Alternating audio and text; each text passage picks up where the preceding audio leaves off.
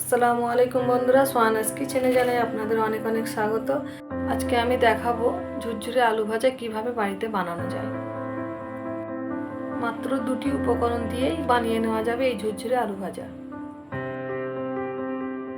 Medium সাইজের 4টে আলু ছিলে নেব।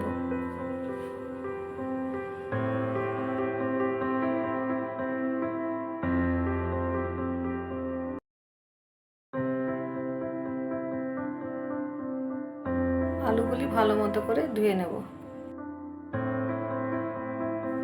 আলুগুলোকে বেশি চিকন করব না, এই মিডিয়াম সাইজের গ্রেট করে নেব।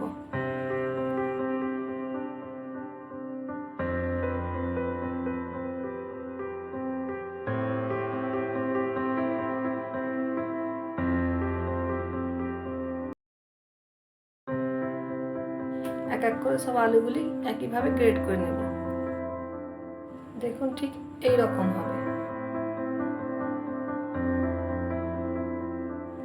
এবারে নিয়ে নেব একটি বোল, তার মধ্যে দিয়ে দেব 2-3 কাপের মতো জল, দিয়ে ভালো করে গ্রেট করে নেওয়া আলুগুলি ধুয়ে নেব।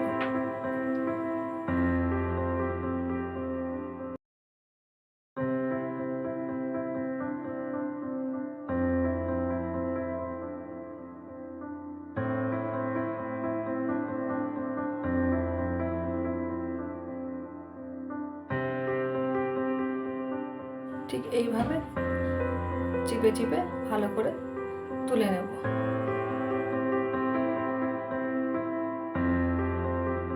আবারও একবার একইভাবে আলুগুলি ধুয়ে নেব।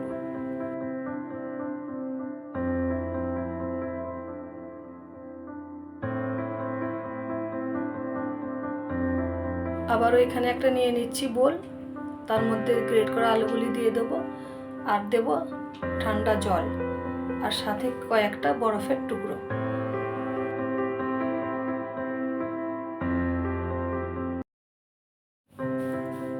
এইভাবে চাপা দিয়ে রেখে দেবো 1 ঘন্টার মতো। এই প্লেটের উপর সুতির কাপড় নিয়ে নিয়েছি, তার উপর গ্রেট করা আলুগুলি এইভাবে চিপে চিপে তুলে নেব, যাতে একটুও না জল থাকে। ভালো করে চিপে চিপে তুলে নিতে হবে।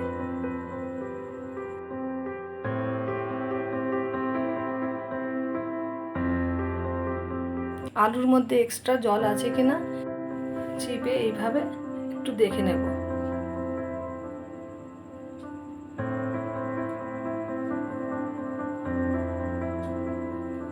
দেখুন তেমন জল কিন্তু আমার আলুর মধ্যে নেই। এবার এটা ভাজার জন্য পুরোপুরি তৈরি। এবার একটা কড়াই নিয়ে নিয়েছি, তার মধ্যে দিয়ে দিচ্ছি সয়াবিন তেল। গরম হয়ে আসার পর তার মধ্যে দিয়ে দেব গ্রেট করা আলুগুলি। তখন গ্যাসের ফ্লেমটা একটু আস্তে করে নেবেন। তারপর আস্তে আস্তে এইভাবে আমি যেমন করছি ওইভাবেই নেড়ে নেড়ে আলুগুলি ভেজে নিতে হবে।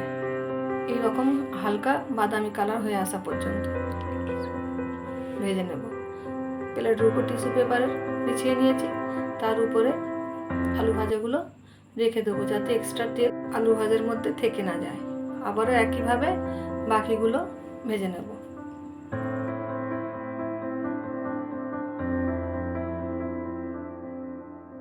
আলু দিয়ে কিন্তু এইভাবে নেড়ে নেড়ে ভাজতে হবে, না হলে যে কোনো একটা দিক লাল হতে থাকবে আর উপর দিকটা কাঁচা থেকে যাবে। এইভাবে নেড়ে নেড়ে ভাজলে সবটা দেখুন এইরকম সুন্দরভাবে ভাজা হবে।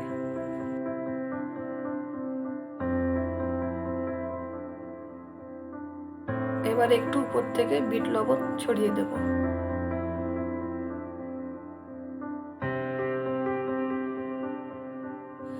দেখুন দেখতে কত সুন্দর ও কত ক্রিস্পি হয়েছে। এই আলু ভাজা আপনারা সাদা ভাত ডাল দিয়ে খেতে পারেন, খেতে খুবই ভালো লাগে। আমার রেসিপিটি যদি ভালো লেগে থাকে বন্ধুরা, আমার চ্যানেলটিকে সাবস্ক্রাইব করে দেবেন, আর লাইক কমেন্ট শেয়ার করে দেবেন। আল্লাহ হাফিজ।